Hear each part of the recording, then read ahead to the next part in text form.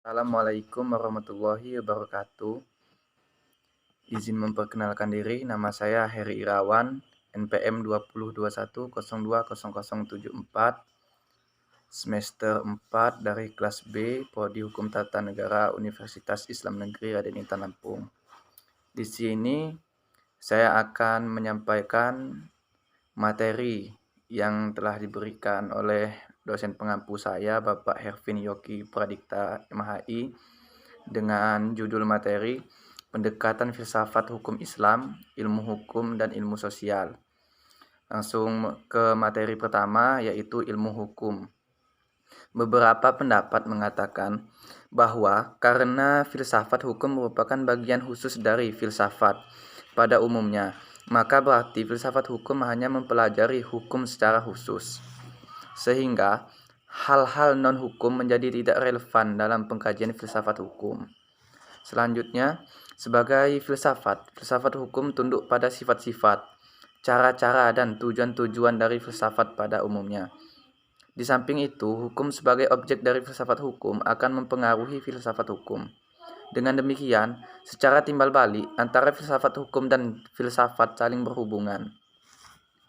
Secara sederhana dapat dikatakan bahwa filsafat hukum adalah cabang filsafat, yaitu filsafat tingkah laku atau etika yang mempelajari hakikat hukum.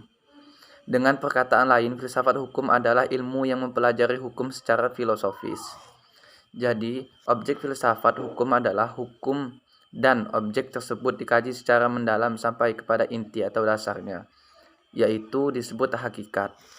Menurut Purnadi Purbacaraka dan Surjono Sukanto, hukum dapat diartikan sebagai berikut.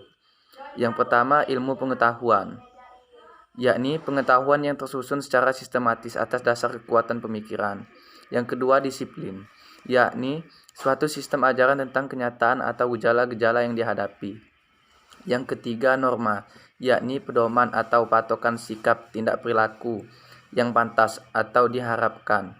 Yang keempat, tata hukum, yakni struktur atau proses perangkat norma-norma hukum yang berlaku pada suatu waktu dan tempat tertentu secara berbentuk tertulis.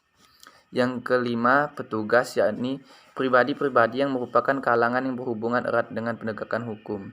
Yang keenam, keputusan penguasa, yakni hasil proses diskresi. Yang ketujuh, proses pemerintahan, yakni proses hubungan timbal balik antara unsur-unsur pokok dari sistem kenegaraan. Yang kedelapan, sikap tindak ajek atau perilaku yang teratur. Dan yang terakhir adalah jalinan nilai-nilai, yakni jalinan dari konsepsi-konsepsi abstrak tentang apa yang dianggap baik dan buruk. Materi selanjutnya adalah ilmu filsafat sosial. Filsafat sosial merupakan cabang filsafat yang mempelajari persoalan kemasyarakatan secara kritis, radikal, dan komprehensif. Sejak Plato dan Aristoteles, kajian terhadap persoalan-persoalan kemasyarakatan sudah menjadi objek penelitian tersendiri. Menurut Plato dan Aristoteles, susunan masyarakat mencerminkan susunan kosmos yang abadi.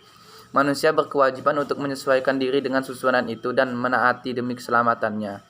Kalau tidak, ia akan menghancurkan dirinya.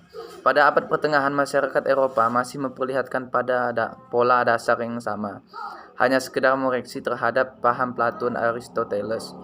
Paham tentang otonomi kosmos diganti dengan bahwa heteronominya, yaitu kepercayaan bahwa kosmos tidak berdiri sendiri, tetapi bergantung pada kemahakuasaan Allah. Ketertiban kosmos adalah suatu ketertiban yang telah diciptakan. Perubahan hukum dan sosial. Proses terjadinya perubahan-perubahan pada masyarakat di dunia pada dewasa ini merupakan suatu gejala yang normal yang pengaruhnya menjalar dengan cepat ke bagian-bagian lain dunia. Antara lain, berkat adanya komunikasi modern dengan taraf teknologi yang berkembang dengan pesatnya. Penemuan-penemuan baru di bidang teknologi, terjadi suatu revolusi, modernisasi pendidikan dan lain-lain. Perubahan-perubahan dalam masyarakat dapat mengenai nilai-nilai, kaidah-kaidah, pola-pola perilaku, organisasi, struktur, lembaga-lembaga sosial, stratifikasi sosial, kekuasaan, interaksi sosial, dan lain-lain sebagainya. serta faktor-faktor yang mempengaruhi terjadi perubahan sosial. Pada umumnya dapat dikatakan bahwa sebab-sebab terjadi perubahan-perubahan sosial dapat bersumber pada masyarakat itu sendiri, dan ada yang letaknya di luar masyarakat tersebut. Sebab-sebab yang bersumber dari masyarakat itu sendiri adalah antara lain bertambah atau berkurangnya penduduk, penemuan-penemuan baru bertentangan dengan terjadi revolusi. Suatu perubahan sosial dapat bersumber pada sebab-sebab yang berasal dari luar masyarakat tersebut. Misalnya, sebab-sebab yang berasal dari lingkungan alam, peperangan, pengaruhan kebudayaan masyarakat lain, dan sebagainya. Sekian presentasi yang dapat saya sampaikan. Saya akhiri. Wassalamualaikum warahmatullahi wabarakatuh.